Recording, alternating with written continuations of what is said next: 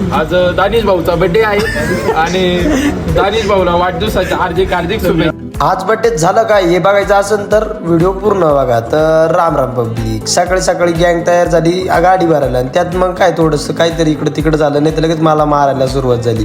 त्यात गाडीची टाकी केली परत पॅक आणि आलो गाठी भरायला. त्यात गाठीचं मशीन आहे बघा भावांनो, असं राहतं तुम्ही बघून घ्या.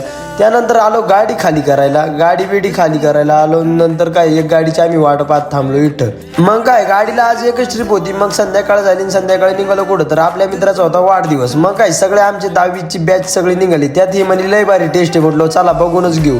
मग काय सगळेजण जमले त्यात पुढे एन्जॉय बघा आता. तर आज दानिश भाऊंचा बर्थडे, त्यांना वाढदिवसाच्या आधी